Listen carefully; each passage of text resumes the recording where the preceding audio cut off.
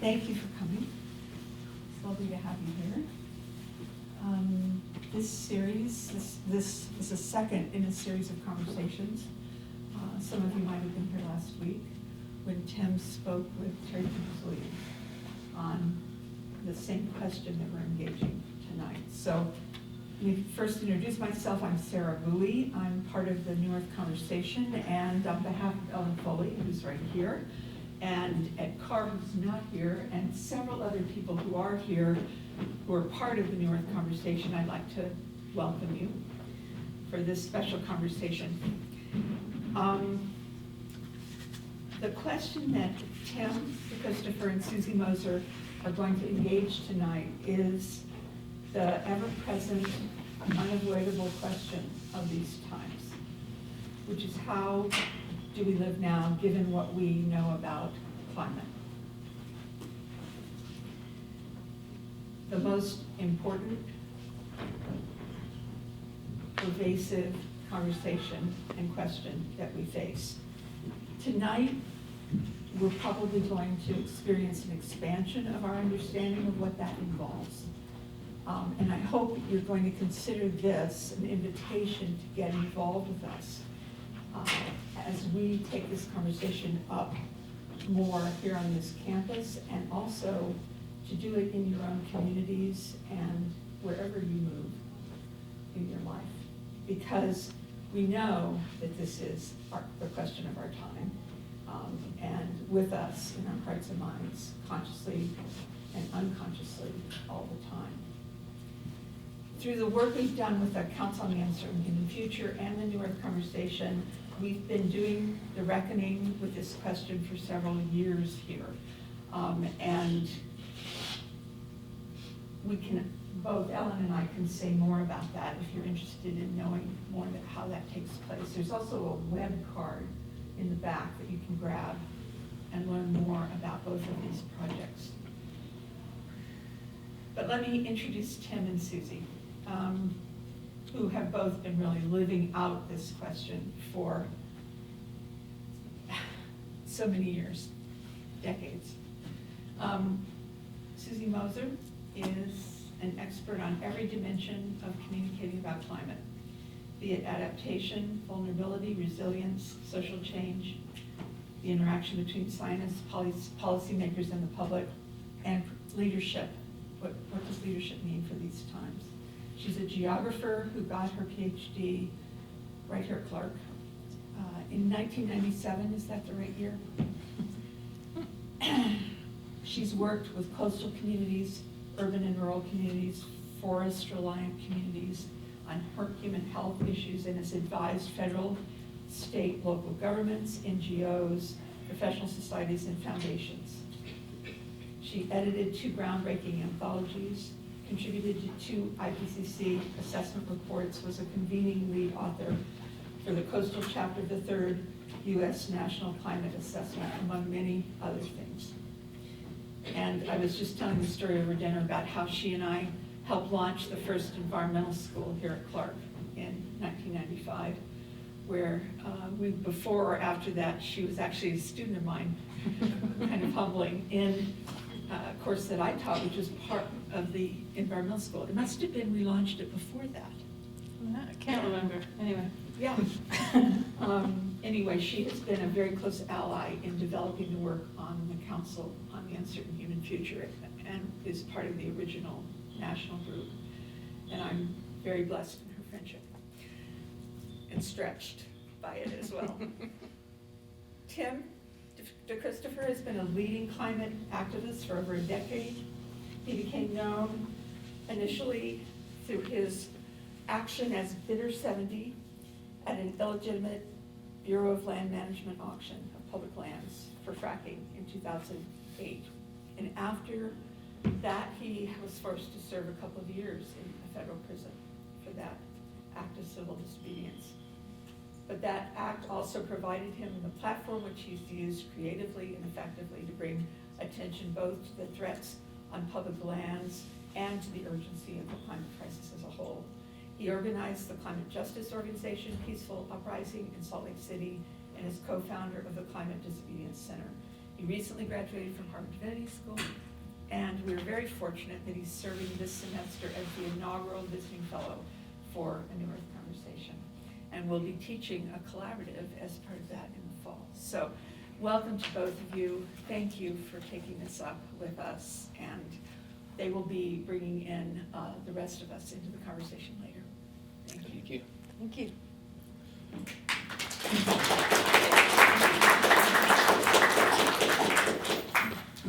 And thanks to Sarah for setting this up and also just for keeping this dialogue going for the past few decades that really sets the container for us to be able to have a high-level conversation here, which is something that has impressed me in the time that I've spent at Clark so far.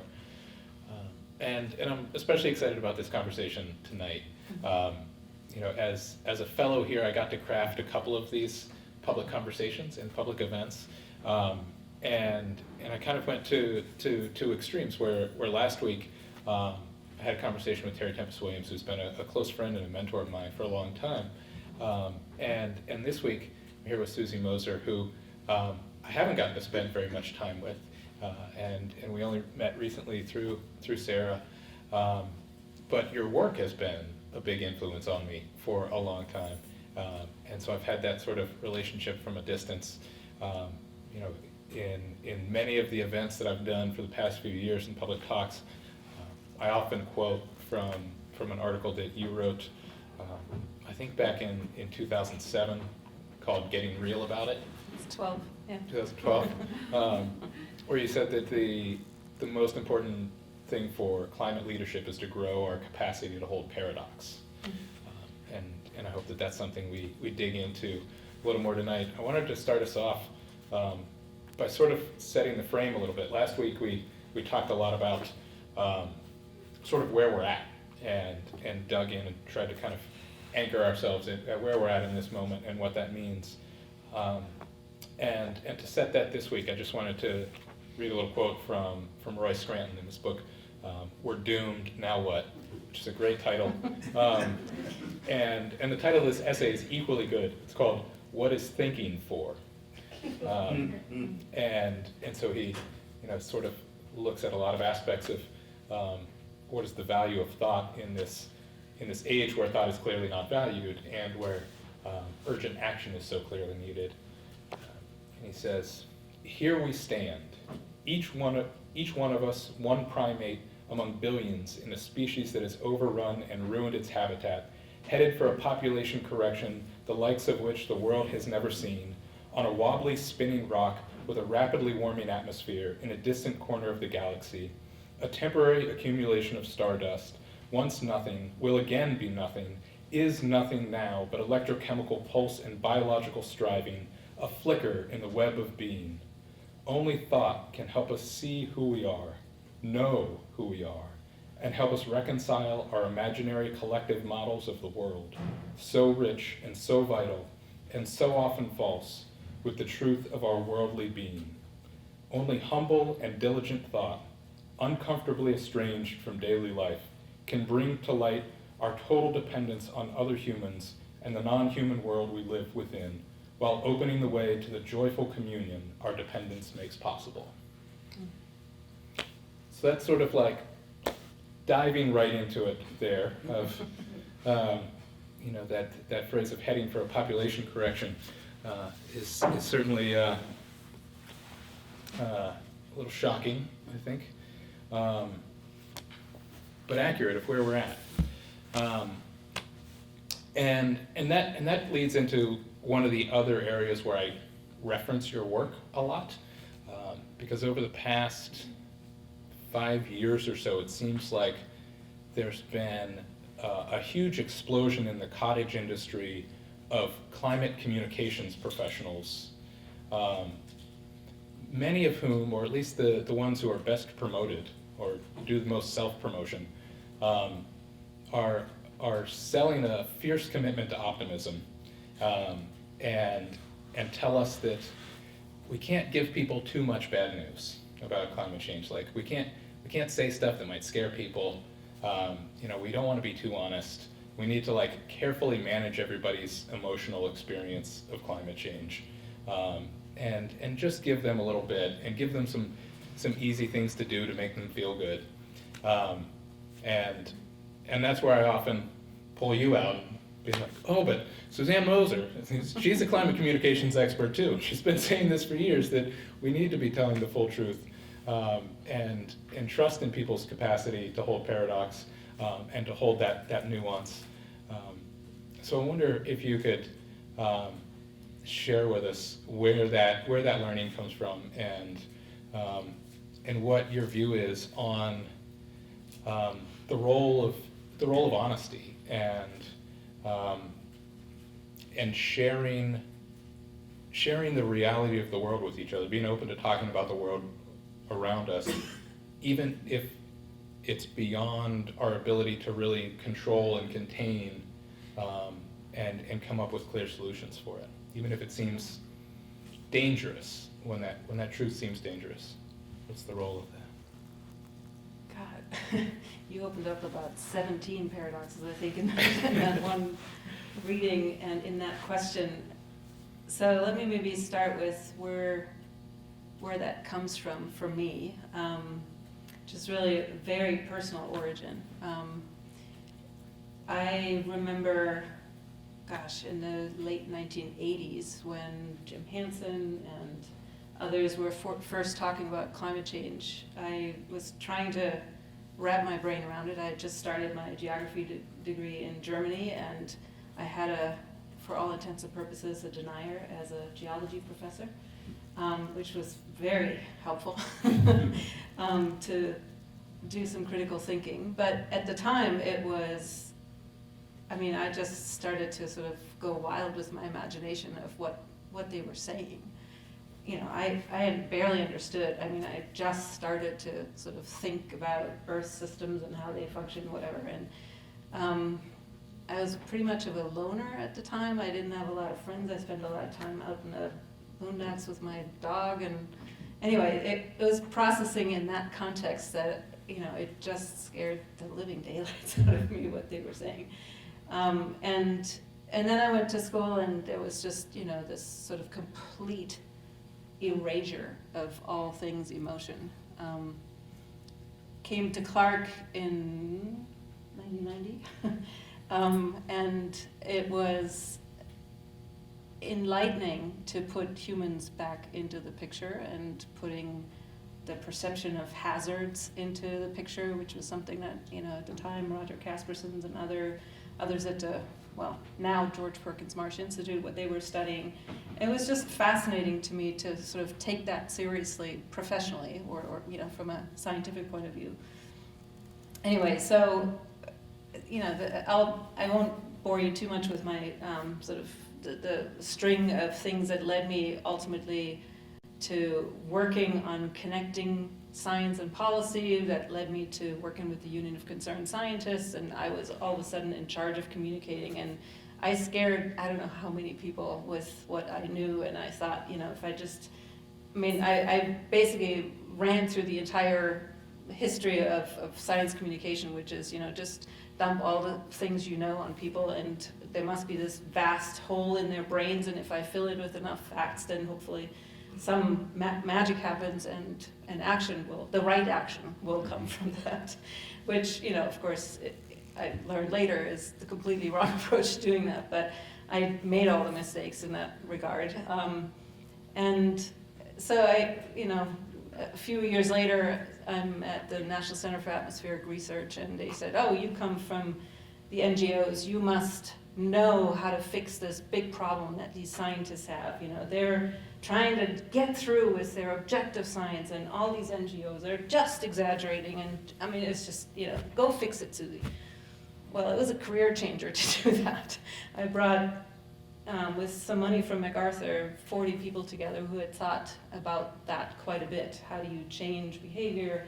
How do you communicate effectively? And that was sort of the origins of my coming to focus and understand more. Well, we actually hear first with that part of the brain, and maybe we act with that part of the brain, but we start from back here. The fear response is the first thing, and so that was where my first sort of thinking started to get into this. And I've come to think that, you know, we're approaching this still the wrong way. Scientists have been dominant communicators of climate science, and they thought it all had to be about the science. They lived that information deficit model, as we call it professionally. And, you know, we've wasted decades communicating it the wrong way. It's only in the last 5 years, I think, that people sort of really understand the importance of identity and values, the importance of mobilizing people to action, and creating a sense of, you're not doing this alone, which, you know, is the recipe to overwhelm. If I just tell you, you know, the world is falling apart, now go change a light bulb, which is what Al Gore did, right? Anyway, so that was sort of that's a short history of how I got interested in it. But I've come to, you know, really understand this more and more as a far more profound challenge. It's not just about communicating. I mean, that's the means. That's, you know, if I want to connect with you, I have to talk. But the challenge before us, in my mind, is transformational. We collectively, as a human species, have to fundamentally change who we are, how we act, how we behave with each other, with nature. And there is no way you're going to work that out in your head. That's just not how profound transformation happens in any one of us. So more and more my interest is actually no longer in the communication side, even though I continue to be asked about it, and, you know, maybe make a few fewer mistakes now than I did, but really now I want to engage people in that deeper conversation. And it sounds like the deeper conversation and action and experimentation, I mean, is what I hear when you're saying that we're not going to work that out in our heads. Well, it's a lot. I mean, again, it's a tool. We're going to use our heads since we have that. You know, it's not unimportant. But it's the grappling with, you know, all the things that are ending with what we've done to. I mean, if you think about what is all ending, if you covered that last week, you know, the population correction there. I mean, if you think about that, we're obviously undermining our own survivability and ability to live on this planet and thrive on this planet, but we're doing it for millions of other species, blindly thinking we can do that without having any consequences for ourselves. So there's, I mean, it still boggles the mind for me to think what we have done. And you know, some of it unknowingly, some of it blindly, and some of it very well knowingly, and a few of us intentionally, which is even the worst of it. But here we can no longer claim innocence. You know, we have that very well established now, and so the question really becomes now: how do we live with ourselves? How do we get off that treadmill? And much more profoundly think about how do we want to live on this planet. And so that's within ourselves, thinking and talking with each other. I'd love to very soon have that conversation with you all. Yeah. I mean, that's far more interesting than just my brain. Yeah. Or yours, for that matter, even though it's fascinating. Yeah. Yeah, and I mean, what you're describing as grappling, you know, to me seems like the process of sort of like going all over your brain, or beyond just your brain, into your heart and your gut, with a lot of different reactions and a lot of different ways of experiencing the nature of the crisis. And as you were describing, of like starting with fear and then, you know, getting to action at some point, that does parallel my own trajectory as well, of having sort of the existential freak out around climate change in 2007 and 2008. That started with that fear and went through a certain process of grieving, and then I think led into anger and outrage, and it was at that point when I moved into action, of disrupting that auction in 2008, where I was really feeling that anger and the outrage at those who were doing this intentionally and knowingly. intentionally putting a price on my future and the future of everyone that I cared about, and an extremely low price, and moved into that, and and over the course of that decade, that anger sort of ebbed and flowed and transformed into many other things, and would rise up again at various times. But it was certainly not like the dominant thing that I was feeling for most of the past decade. But I found that in the culture of the movement, where I had sort of like broken through and made a name for myself, with that moment of action where I was at that one point, people sort of started looking at me as like, oh, you're the anger and action guy, right? So, like, come here, we're doing this event, and like, we want you to get up there with the megaphone and like be the anger guy, and I can play that role, but it certainly wasn't what I was feeling a lot of the time, and it seems to me that to build the kind of movement and even society that's grappling in any sort of healthy way with this crisis, we need to be building the kind of culture that allows for people to grow and transform and shift, and not sort of play one role that to me seems parallel to the specialization that runs throughout our society. That it's like, oh, you got your PhD in this thing, and now that's what you're going to do, and you're just going to like research this one little piece.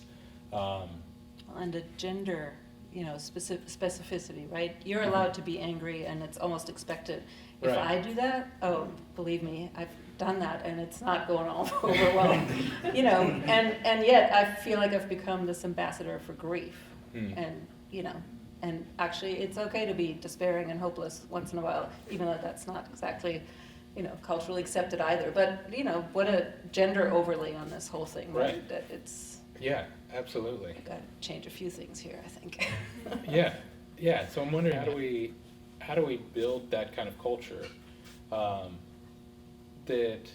that breaks out of that need for specialization and for people to sort of play one narrow little role, and allows for more holistic vision, because to me that seems like at the root of part of the problem of how we got here, was the lack of people being able to take in this big picture, and sort of look at it from different angles, and failing to see the consequences of their actions. So how do we build this culture? So first of all, I think there is great potential for surprise by going into a place where they all expect you to behave one way, and then you just upset the apple cart, I mean, that works actually, because people pay attention to it in a way. You walked in and bid on, a piece of land you had no right to bid on, or at least officially no right, and you got a lot of attention for doing that, right? And in the same way, showing up in academia with emotion, or showing up in one discipline, bringing in another. I mean, those are the kinds of moments where you can, it's super subversive to do that. I love doing that, so I don't know.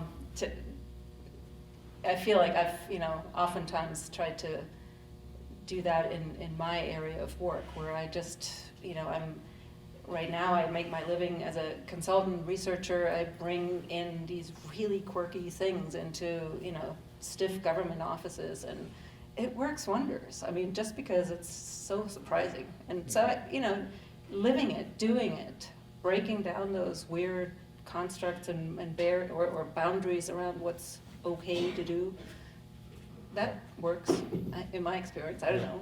Yeah, I mean, you had said that you were watching the Post-Carbon Institute webinar. I don't know how much you're connected with their work, but they've been one of the organizations that's been sort of on the tell the full hard truth side of the spectrum for a long time, and has studiously avoided any of the rosy views of the world, and they recently started a podcast that is a comedy podcast about climate change. That to me seems to fit with that like throwing people for a loop of not what they're expecting there. Well, it's interesting, the sort of not holding back with the truth.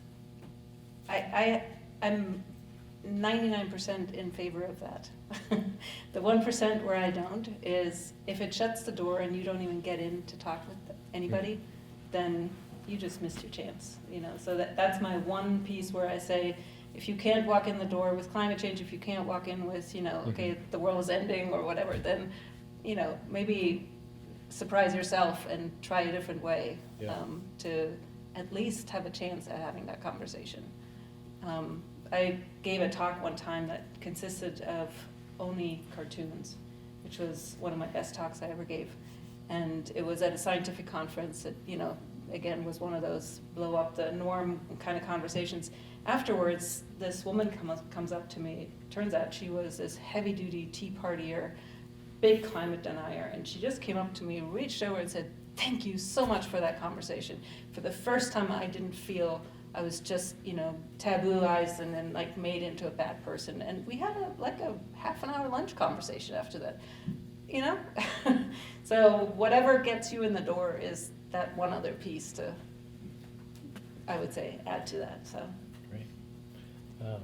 I'd love to open it up for more people to join in on this conversation. Are there cards? So one of the things we thought, there are cards going around, or you can pass them around, so if we can get to everyone. Some people don't like to speak up, but they like to write, so just write down your thoughts and we'll get to as many as possible. But I had, one hand was up already. We can also have folks just speak.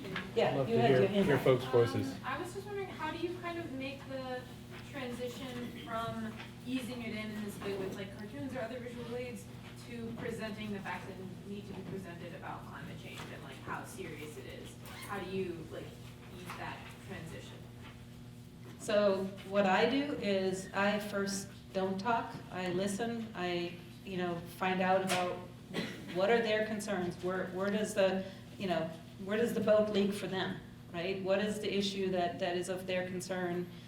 I can pretty much tell you that there is a connection to climate change no matter what issue you bring up. Someone once challenged me, yeah, but what about gay rights? And I said, yeah, Provincetown, that's right by the ocean. And I can very quickly get you into some kind of connection to that. So I think there's pretty much any curve you can make to bring that connection. But it has to start with validating the person.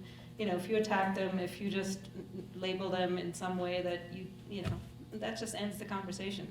I just always say, if you want to have a conversation, come as a friend.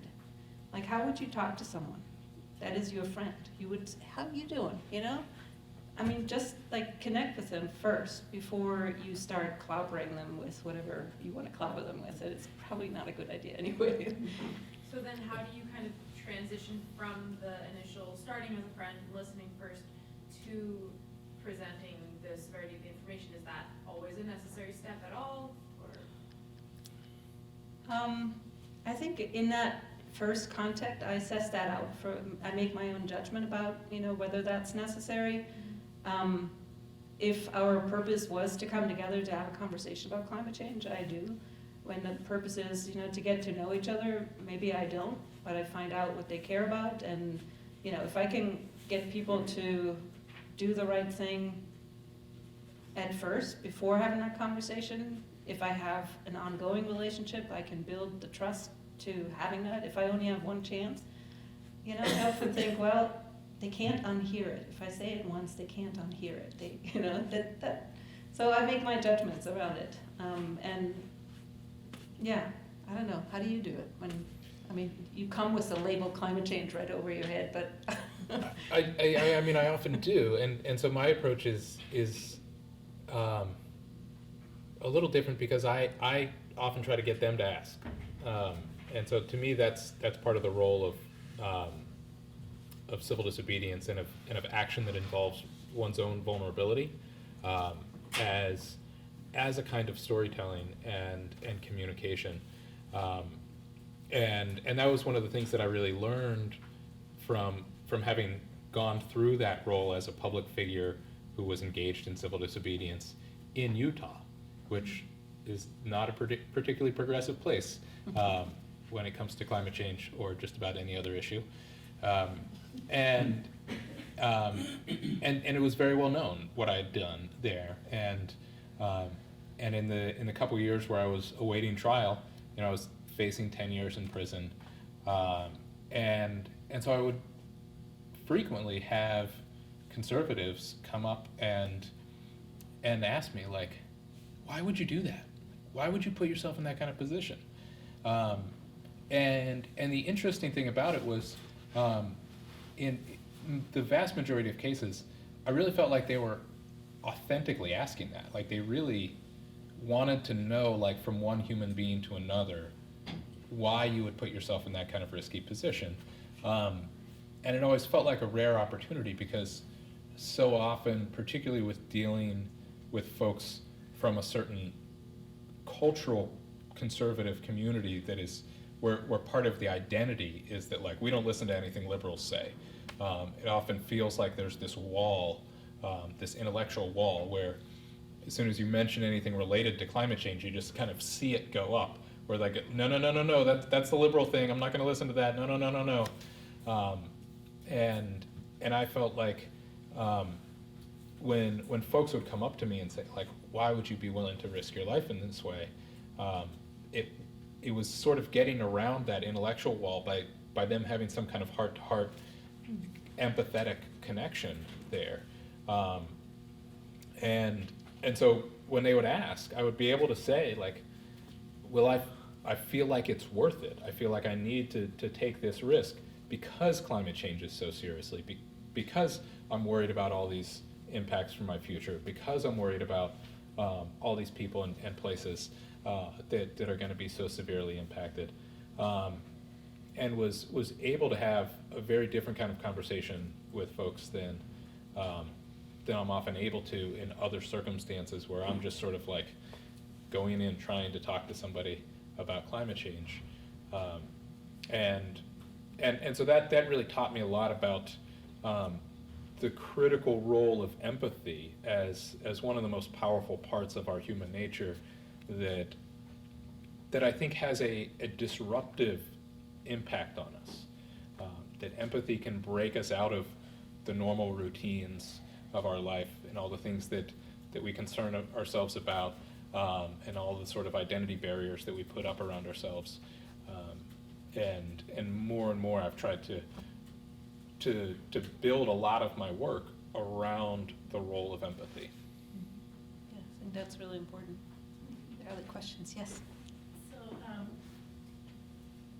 one comment and then a question. The comment is, I think that this issue has been so compounded by the fact that it's not just that the message has been hard to communicate, but that there's been a very extremely active, well-funded disinformation campaign about climate change, actually tried to get people to believe that it wasn't happening or it wasn't serious, and so that makes it even more difficult a hurdle to get over. My question is this: I've often thought about this essay that Barbara Deming wrote, and the essay was about her work as an activist during the Vietnam War, and she said one of the most difficult things for them was to get people to realize that even though things looked pretty normal, they weren't okay, and it was a state that she described being in awe of the way things are, that it exercises a sort of hypnotism over people. So I think what she's actually talking about is status quo bias. It's interesting to me because I think that is one of the most fundamental difficulties that I run into when I'm trying to communicate to people. We have a conversation, then you go outside and the sun is shining and cars are going up and down the street and it all looks normal, so what's the problem? So I think it's kind of interesting now that the status quo is clearly not normal anymore, like with the flooding and the fires and the hurricanes. That's starting to shift the national dialogue, even in conservative jurisdictions like the Midwest where the flooding is just taking place.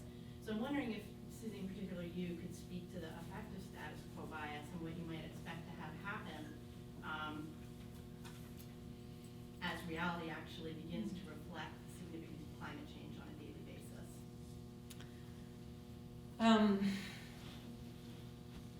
I feel like there's so many factors in play, what we pay attention to, why we don't. I think right now, this is a trend that's very well established. When we have a Republican president, people pay more attention to climate change. When we have a Democrat, we just go to sleep. And the assumption that somehow the uncle in the White House is going to take care of us. That's one piece. Right now, we have a big denier, and it's obviously creating cognitive dissonance with what we're actually feeling and seeing and experiencing. That all raises it up.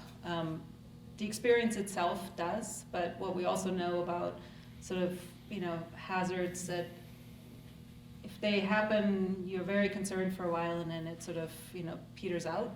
I think what's making that more difficult is that then this storm and this fire and this paradise, whatever. It's happening so much now, and the media have a big impact on this dramatization. The status quo bias, or this adjustment that we have, there's two different things. One is that we constantly adjust to the new realities. There's been great papers out that looked at how people in Alaska have sort of adjusted their views of a changing environment because they've actually lived through it, and they no longer think this was normal, they now think this is normal, and here is additional change happening on top of that. So there is this sort of adjustment that we make psychologically all the time, and there's a danger in that, right? You just get used to, this is the frog in the boiling pot, right? Or in the heating pot, if you will. You just don't notice until it's too late. So that's a piece in it. I think the status quo bias, I do a lot of work on what does adaptation success look like, and when you ask people what do they want from a successful adaptation to climate change, the number one thing they want is actually something better, not the status quo. They want something better because apparently something's already not working all that well, which, yes, that's accurate. And then the second thing they want, if they can't have something better, at least the same, because it's bearable, we live through it, whatever. And if they can't have that, then they want a dignified way out, which, if you sort of think about people retreating from the coastline or something like that, that's like the sequence of improved coastal management, no, keep my lot right here, to where the hell am I gonna go? That's sort of, and having a decent way out. So there is a bias in some ways, but it shifts over time. It's not a static thing. And I think there are opportunities when these shifts happen to bring people around and engage them into that deeper conversation. And one place to take them is, where is it already not great, right? Because there are so many, it's not like we live in this amazing place now with everything wonderful, There are so many things that could actually be motivational to help people think about solving more than one problem at once. Climate change being a really existential and problematic one. But there are many more things we could improve on, be that, the relationships across social divides, economic differences, racial divides, gender division, whatever, you name it.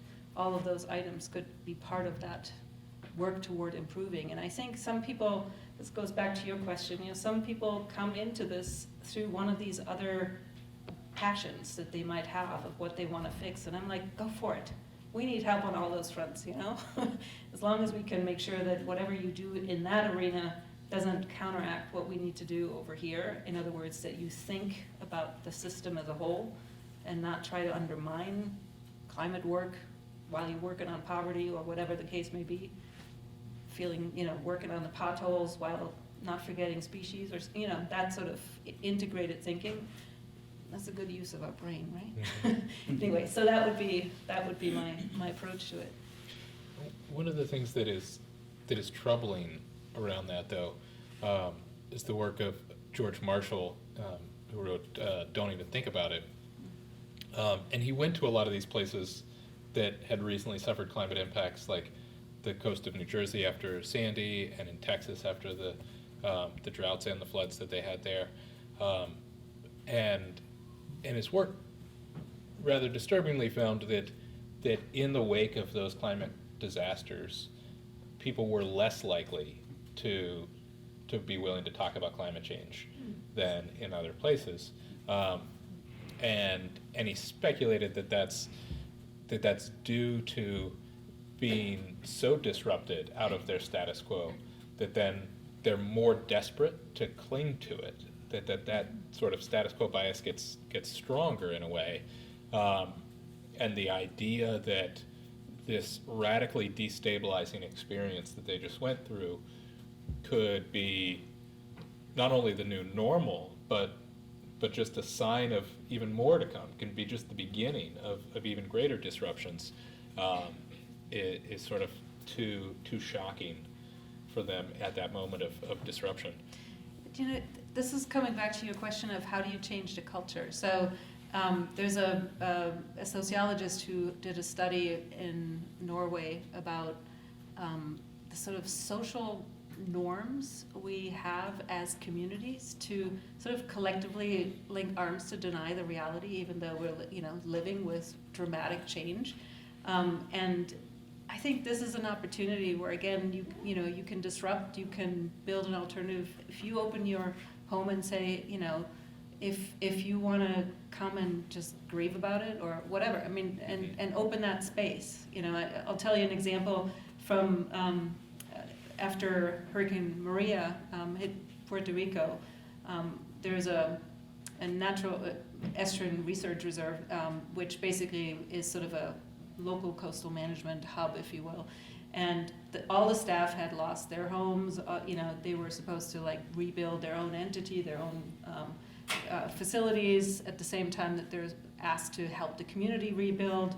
And all of them completely traumatized from what has happened, the community and they themselves. And at some point, someone had heard, I guess, that a psychology at the University of Puerto Rico was offering a get-together to just basically talk about what happened. Well, they now have monthly, meetings at the reserve on their trauma. It has nothing to do with estuaries, and nothing to do with wetlands, nothing to do with whatever. It's about just processing. And I think those are these moments where if you had the idea, if you had the imagination to create something different, you might actually open up those conversations, even though we sort of are, gung-ho against, I don't want to talk about it, especially not now, because I want to get back to normal, whatever normal was prior. Yeah. There's another question back here. Hi. So I guess going back to the first question, or really the question that we're looking at now, so how do we live now, given climate change? My question is, what do you think the role of the individual is? Because, throughout high school and throughout college, I've heard use a stainless steel water bottle, bike to work, go vegan, go vegetarian. These things will help. How much do they actually, or how much do you think that individual change contributes or helps, or maybe even makes people think that they are doing something when they're not? I'll take that first. Sure. So I think this is another one of these paradoxes where on its face that individual consumer choices does very little. But I think it's still critically important. I think the most important thing is that we stop thinking of ourselves as individuals, and that when we look at what we can do, we break out of the mold where we only think of ourselves as a consumer. There was a study that came out a couple years ago that Roy Scranton talks about in his book about the study that showed that the best thing you could do to reduce your carbon footprint is to have less kids or not have kids.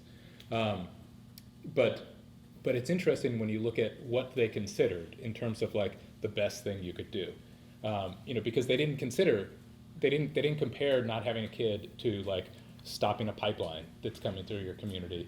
They didn't compare it to changing the economics of the renewable energy sector. They didn't compare it to passing a law that incorporates the social cost of carbon into the cost benefit analysis for energy infrastructure. They didn't compare it to anything social or political. The study looked at all consumer choices and basically asserted that like what a person can do is be a consumer, with one exception. We're not just consumers, we're also breeders. So there's, that there's we can consume or we can have babies, and that's like the full scope of what a person can do according to this study. And so I think breaking out of those confines and looking at our roles beyond a consumer is the most critical part. Looking at our roles as a consumer, as a community member, as a thinker that can come up with new ideas, as a citizen of what was once something close to a democracy, as all these other roles that we play, and bringing this back around, that's where making those lifestyle choices can actually be important, because when we liberate ourselves from a consumer society that teaches us we're totally dependent on this big globalized industrial capitalist machine for our survival, and if we didn't have Cargill and Monsanto and Walmart providing all our needs, that we would die tomorrow, right? If we didn't have this industrial machine keeping us alive, that we would just die, is sort of the narrative from that. And so when we do start changing some of those habits to the point that we're not so dependent on that system, and we start like riding our bike instead of taking a car everywhere, we find that, we can actually power our own way here. And when we start growing some of our own food instead of buying everything from a supermarket, we find like, we can provide for some of our own needs here. And so when we build that sense of independence, and it becomes like a deep part of who we are because we're physically experiencing it, when it's embodied, that sense of independence, it starts to open our mind to the other possibilities of how we can challenge that system. I guess I would pick up on a slightly different dimension of this paradox that you just mentioned. And that has to do with, well, let me start somewhere else, which is to say that, I've spent my life grappling with what can I do and how am I complicit and how am I not, living up to my own highest values, and all the awful compromises I need to make or feel I need to make. So I think this is a really valuable and important place of grappling. I think it revealed for me something about how I've kept thinking there must be a linear relationship between what I do and seeing an outcome. And, this is another way of being, not just being interdependent, right? Because I am so interdependent with so many things, I can't even tell what my little action is going to do that is maybe having ripple effects that might be quite beneficial or might be awful. Who knows, I don't have much control over them once they're like, 2 layers out. I mean, Greta Thunberg, think about her, right? She has, as one little kid, started an incredible movement among the young folks. So, there is that version, and at the same time, I keep hearing about ways in which people have used and read some pieces of work that I've done, and I'm like, really? I mean, it just, is amazing. I could have never known about it. I mean, I only found this out, indirectly by talking that it was very influential to Tim. What do I know, But those are the ways in which we have impacts that are very hard to see. One thing I would recommend is Rebecca Solnit's book, Hope in the Dark, where she writes very much about this complexity of tracing our impact through all the social and ecological relations that we're part of. So, you try your best, you live your best, and you don't even know what that might yield. And one thing I'll just add to that quickly is that's one of the reasons why I'm excited about the current generation of young activists, and something that I started to see in 2013 with the divestment movement coming really strongly through schools around the country, is that for a lot of college activists, that became their entry point into the world of activism. And that was a significant shift because for decades before that, the entry-level activism that people were told to do was always consumer stuff, of changing your light bulbs, having your water bottle, all that kind of stuff. And so for a lot of us, it took a process of breaking out of that mindset that we'd been taught, that the most important part of who you are is who you are as a consumer. We'd been taught that by other activists, and then we had to break out of that before we could start thinking strategically. And I think now we're seeing this generation of young people whose first entry point was not consumer activism, but was systemic and institutional activism that taught them to look at the institutions that they're a part of and how they can wield power within that institution, and how that institution is networked through other systems, and how they can leverage the power of their institution to create change in that system through the financial sector and everything else. And so I think with a generation of young people who that's sort of their baseline thinking is systemic, networked structures of power, there's going to be a huge potential there. To me, it's like the same kind of difference where the generation of people who grew up with computers can just think of way more to do with a computer. It's way more intuitive to them than people who learn to use a computer as an adult. And I think there can be the same sort of potential there in terms of understanding and relating to power dynamics. And I think we're already starting to see some of those impacts with that first generation of divestment students that are now leading the Sunrise Movement and having a big impact on our political discourse in Washington. Yeah. Yeah. I was wondering if you could talk a little more about the role of emotion in living and grappling with what we know about climate change. What interests you about it? What makes you ask it? Say more. You guys mentioned anger and comedy and grief, and I've been thinking about that a little bit, and just where they I don't know, where they're useful and how we can feel them and not drop into despair and use that to charge ourselves. I don't know. Well, so my first response to that is that if you're gonna go down this road, you're gonna end up in despair at some point. You might not hang out there forever. I recommend you come back out, but I think Robert J. Lifton, a psychologist who's thought a lot about nuclear winter and what we might do to ourselves in that regard. He said, you go to the abyss and you look into it and you don't stay there. So that's my first caution. Just, I think important is to understand that all the emotions are connected to each other. You might go in through anger, you might go in through grief, you're gonna go through all the rest of them in whatever, and laugh crazily somewhere in the middle of it too. But, so they're all in there, and I think they all have their place, they all are important. I think there comes a point when it can be self-indulgent or paralyzing and not helpful. To me, the most helpful work in this regard really comes through Joanna Macy's work, the work that reconnects, her grief work, her despair work, which basically starts from the assumption that you start with something you're really grateful for.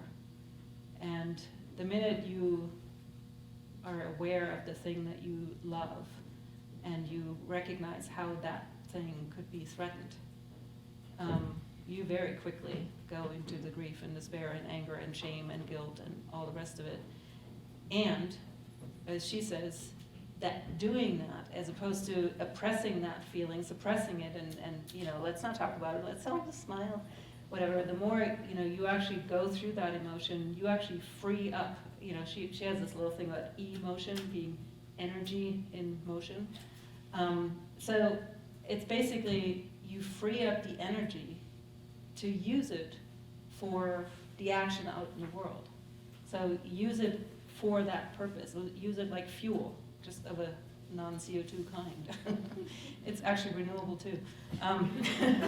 So, to me, that's basically what happens. And in terms of I find it very difficult to do this just by myself. I do it enough by myself, but I end up being frequently stuck in those places, doesn't go much anywhere. So spending time with people who are willing to hold a space for it, maybe, there might be people who are willing to facilitate that. There's this great network out there called the Good Grief Network. There's like tons of resources out there now that support that kind of work that, is meant to free the energy to move you into action. So, I don't know if that's helpful, if you want to add anything. Yeah, that's certainly been a lot of my experience of action being fueled by strong emotion. And I also see the role of emotion in relation to the unthinkability of the climate crisis. And that's something that Amitav Ghosh talks a lot about, of climate change and the unthinkable. That there are a lot of these paradoxes around the climate crisis that make it impossible for us to fully grasp with our minds, and even just the scale of it, and the complexity of all the layers and intersecting layers of the crisis, make it truly unthinkable for us to, just in our minds, fully relate to the climate crisis, which I think is why we so often quickly turn away from it and just avoid it. But when we get beyond just our heads and get down into our emotions, I think that allows us to sit a little longer with that aspect of the climate crisis that is unthinkable. And whatever that emotion may be that you're feeling at the time, like if you're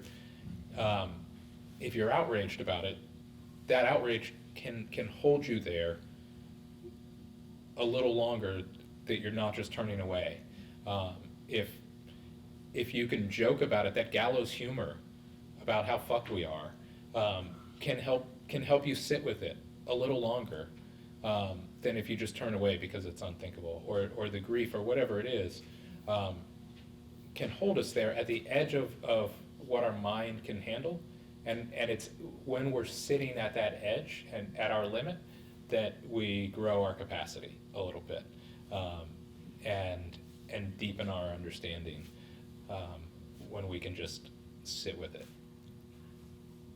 Another question back there. I like your idea a lot of kind of narrowing it down, because it's just truly overwhelming, the whole subject. But to say, like when you said find something that you really love and maybe focus your energy on that. We're scuba divers, so the ocean for us, that came to my mind. But a couple of other things. I mean, here in Massachusetts, in so many ways, we're in such a bubble, and we don't really feel the effects of climate change so much here in Massachusetts. I mean, maybe on the coast, but in Worcester, I mean, I don't. Am I missing something big? I mean, You're missing something, but that's tell okay. me what. Just go for walks. That's all I'm saying. Well, I'm outside all the time, but what? I guess what you said. What? Tell me.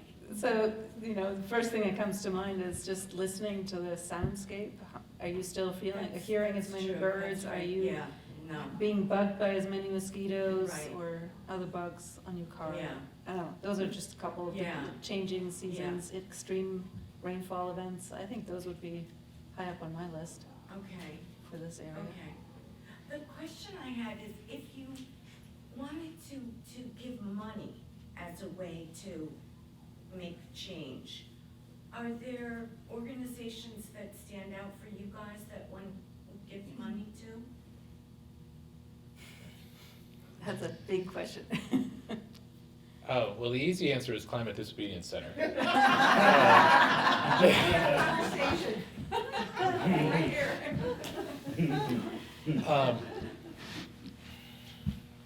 There's a ton.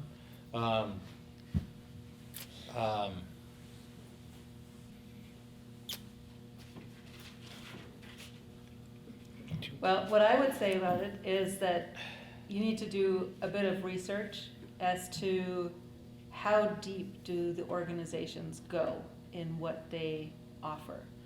I'll give you a concrete example. I was asked by the Kresge Foundation to do a review of the state of the adaptation field in 2017.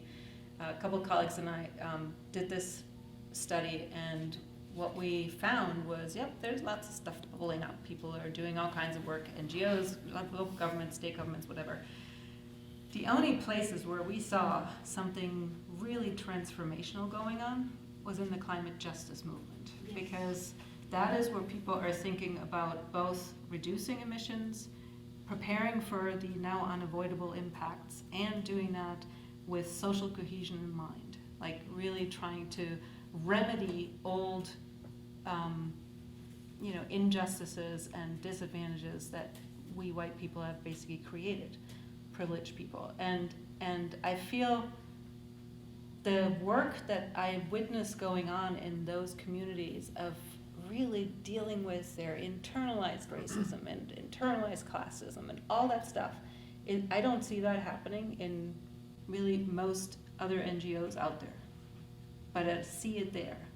And, if I were to put my 2 cents into something, I would where I see people grappling like that, where I see countercultural things being offered, like having a forum like this, having a conversation where, you can tell truth, that's what I feel is needed. That's the medicine that's needed. Basically, you support the very thing that you want to see most of in the world. In my theorizing around the whole transformation that we have to go through, you basically put your eggs in the basket that you want to actually see. If we actually live and support the efforts that create the world we want to see, that's more helpful than people putting a Band-Aid here and putting a Band-Aid here. I would question simply how strategic are they in thinking about change? Many people just don't, even very well-established NGOs. And so the Climate Justice Alliance is a network of a lot of small and local climate justice organizations around the country. That is a good way to connect with that. But my hesitation and awkwardness when you ask that question is that I feel like it kind of depends on how much money you're talking. And I'm serious because, if you're in the kind of position that you're talking about, like, you want to give $20 a month, you want to give $100 a month, maybe even $1,000 a month. I would say these movement organizations like the Climate Justice Alliance are a great way to focus that. If you happen to be someone that's looking to give away millions of dollars, I don't think you should fund movements. I don't think concentrated wealth is good for social movements.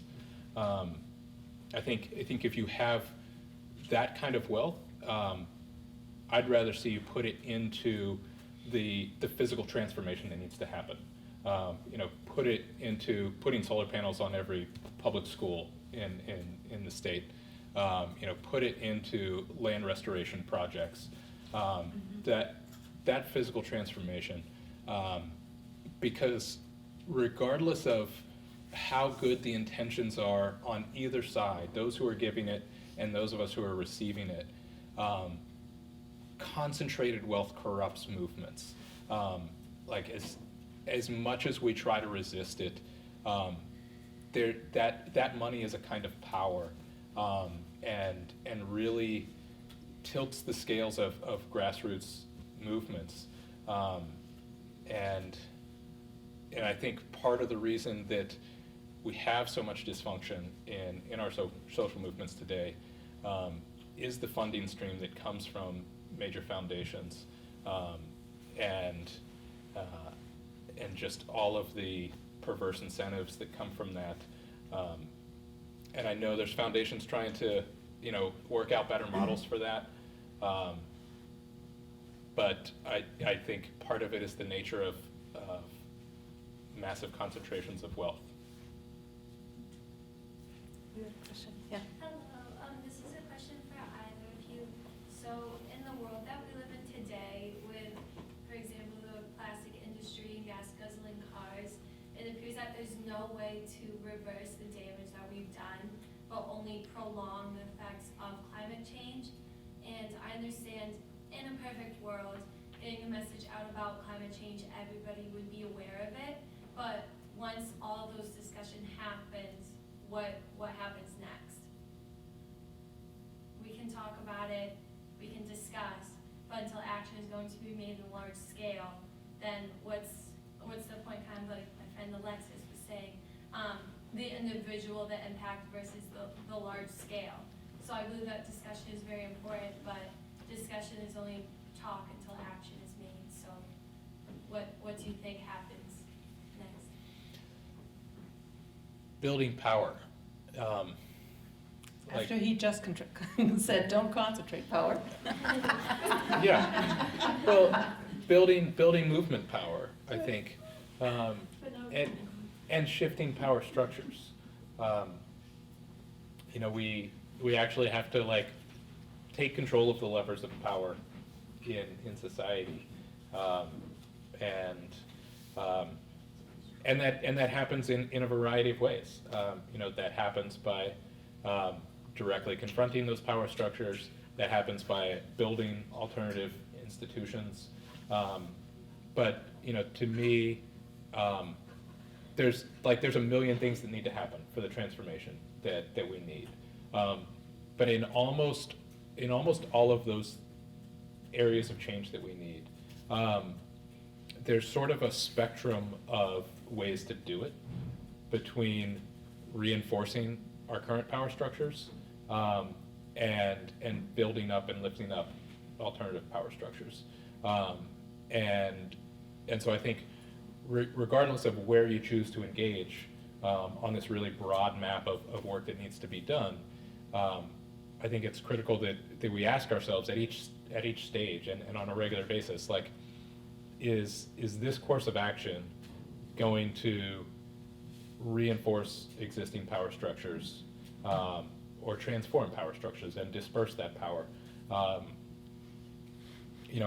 think an easy example of that is, in lots of legislative battles and that sort of stuff, we see the progressive side use essentially right-wing talking points to try to promote a small piece of progressive legislation about how this is going to grow the economy, or this will reduce taxes or whatever, and so the long-term impact of that then is that we're reinforcing a worldview that commits us to the status quo, and so I just think it's critical that we're always looking for opportunities to shift that worldview, and in each step that we're taking, we need to think about not only how can we win this step, but how can we win in such a way that will make it easier for the next struggle to win as well. Can I just maybe add on to this? So I'm going to blend two systems thinkers together to maybe formulate how I would like to think about it. Donella Meadows on the one hand, who has been talking about levers of change and leverage points in a system, where she says basically that the leverage points that have the highest impact is to change our way of thinking. So people do that by teaching others, or by writing, questioning, I don't know, coming up with very different imaginations. Early over dinner, we had conversations about landing on the moon and looking back to Earth and how that changed the thinking of, who we are as a Earthling. So I think there are ways to, do that in a variety of ways that's not directly related to the movement building, although that can be incredibly powerful as the inspiring narrative that is underlying movement, right? So then the next set of layers have a lot to do with structures, governance structures, money structures, the physical structures in the world and how we govern them. And because they have such a guiding influence on everything we do, working at that arena, whether you're in government, whether you, yesterday at this webinar that we mentioned before, this woman, who started out as an engineer, decided she's gonna run for office, and, she had a door-to-door campaign, got elected really big way in Nevada, and now is like, on the inside of the governance system trying to change the system. So, there's that way of doing that. It helps a lot when you have an outside movement pushing and pushing and pushing. So there's enormous power in doing that. And then the sort of lowest levers of change that we have is often where science focuses, interestingly enough, which is just, measuring this and measuring that and saying this is a little too much, so put a regulation on that and change the quantity and, like put a tailpipe, make the tower higher, whatever, to diffuse the air pollution more. That, that doesn't make a big difference. But those are ways in which people have typically spend a lot of time doing it. And a sort of corollary to that is what Joanna Macy calls holding actions. It actually matters to prevent species from going extinct. It matters to, not let certain mountains be blown up again, or whatever, or for the first time forever. So, it's those kinds of efforts to stop things from getting worse. And there are just so many different places to do that. I would just encourage you, wherever you are, like apply yourself to one of them, and yeah, connect with others, and don't think that you're the only one who has to do the whole thing, because you won't. You can't. But together, all of us working at these different levels, I don't know, hopefully we'll make a dent. Thank you very much. Yes. I think a lot about historical movements and what has made them successful. Do you look to historical or even current movements as sort of bastions or pillars of best practices? And what are those best practices that you've picked up on as success stories? I think that's your department, actually. Yeah, I mean, past social movements have always been really important to me. At the time when I disrupted that action and started engaging in civil disobedience, I'd been studying American social movement history really seriously as a student at the University of Utah, and was deeply inspired by it. And it was partly looking at the huge difference between the climate movement at that time in 2008 and successful social movements in our nation's history, that really pushed me towards civil disobedience, because I saw that the climate movement, especially at that time, was really focused on appeasement, on appeasing those at the top of our power structure and trying to show that we could have this cleaner, greener version of the world that we have now that pretty much kept everything else the same. And that certainly wasn't working. And I saw that most of the successful movements in our history had a radical and revolutionary vision for really deep and broad changes throughout the structure of our society, and were directly threatening the power structure that was profiting from the status quo, and made them scared of their grip on power. And so I saw the need for more confrontational action. But I also saw that there needed to be a broad level of support as well. So, like one of the things that I looked at closely at that time was the women's suffrage movement and leaders, the role of leaders like Alice Paul. So the women's suffrage movement spent decades doing what we might consider to be like polite advocacy for suffrage, and doing a lot of education, and building up a lot of what you might consider lukewarm support. Like lots of folks who said like, oh yeah, maybe women should have more rights one day, but we don't want to upset the apple cart here. And after decades of that kind of work, they made almost no tangible progress by around 1913. And it was at that time, around 13 or 14, that Alice Paul came into the leadership of the national suffrage movement. And she came in after having had a lot of experience in the more confrontational British suffrage movement. And she said we shouldn't be begging for our rights, we should be demanding them. And she started leading women in much more confrontational actions of doing protests at the gates of the White House and at Congress at a time when that was not done nearly as often as it is today, and it was especially unheard of for women to do it. And she was confronting the country with these images of women getting beaten up by cops, dragged off to jail, being force-fed with a tube down their throat when they're on hunger strike in jail. And suddenly the reality of the violence that was actually undergirding the system of patriarchy that denied women suffrage became clear to the country, that it wasn't just this like, oh, it's just about voting, but it became clear that difference in rights was dependent on that violence against women. And when confronted with that imagery and with that reality, that middle ground of like, oh yeah, they should have some more rights one day, that middle ground no longer existed. And so the country was forced into a choice between immediate suffrage or the continued violence against women, which it became clear like that's what the current system is. And faced with that clear choice, the country chose suffrage in a rather short amount of time that I think a lot of folks in 1912 or 1913 would have thought was impossible to achieve that quickly. And the civil rights movement did a similar thing around segregation, of sort of revealing the violence that is inherent in the system. That I think it was easy for a lot of white people in the country before the civil rights movement to look at segregation and say like, oh, it's separate water fountains, what's the big deal?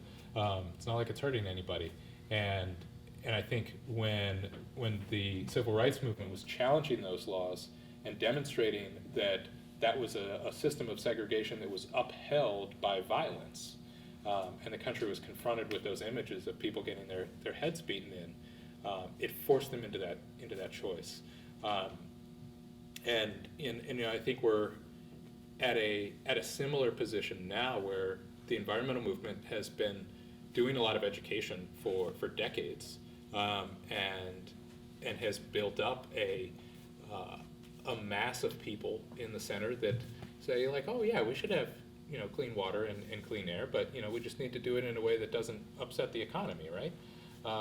And there's not an understanding that the status quo here is violence against people, that climate change is a kind of violence against young people. And that has yet to be dramatized in a way that has really sunk in to our society. But I do think there's an opportunity that if we forced our society into a choice between the dramatic transformation that we need towards a sane energy economy, or the continued violence against young people, which is what the path that we're on right now is, I do think we'd have a critical mass of people that would choose to make that transformation. But I also see in social movement history that it's possible to be wrong about that. Another contemporary example from the time of the suffrage movement was the IWW, that again was using confrontational tactics to force that choice, and exposing that the lack of rights for workers was a form of violence against them, and putting themselves into that point of confrontation, and were met with a huge amount of repressive force. In Ludlow, Colorado, the mining company that had workers on strike paid the National Guard to come in and just mow down the whole camp with machine guns, and then set it on fire, and so everybody that was hidden under their tents, burned to death. Bisbee, Arizona, the mining company brought in privatized security forces that came through to all the union workers' houses in the middle of the night, dragged them out, loaded them on boxcars, drove them out to the border of Arizona and New Mexico, detached the locomotive, and left everybody out there in the desert to die. And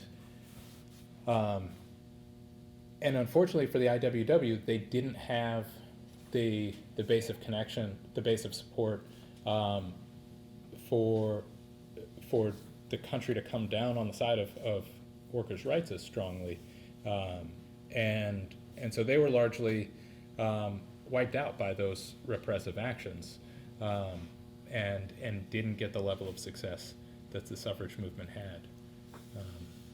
Can I add one thing to this? I often get asked about communicating hope, because that's what everybody wants, apparently.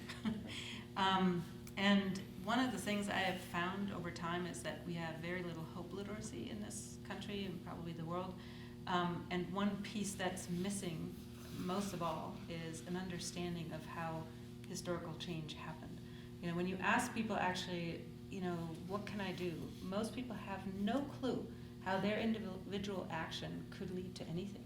Like the theory of change, of from here to a better climate, for lack of a better word right now, there's like no path. And what you just did is give us this history lesson in how something can work and doesn't work. So one crucial ingredient for a well-founded, not just a rosy-eyed hope, whatever, that by some magic something wonderful will happen. That's not the hope I'm talking about. The hope that you're actively involved in actually realizing you need to know some about how that stuff happened.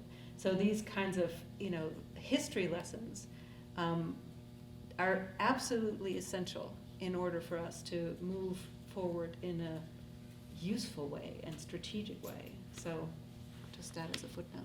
And even for the sort of current history, like as it's being written, it's important that we make sure that history is written to include social movements and the role of people outside of official power structures. And that's why I was talking to folks over dinner. We're having a dance party on April 27th in Fall River when they're blowing up the Brayton Point coal-fired power plant. They're blowing up those huge towers. And the reason we're having that dance party to celebrate that is to claim that as our victory. That there are plenty of commentators right now that would love to frame the downfall of that plant as just being market forces because natural gas got cheaper, and the enlightened decisions of Massachusetts legislators and that sort of thing. But there was an important movement history of fighting that power plant, where lots of organizations had opposed them and challenged them and made it far more expensive for them to operate for decades.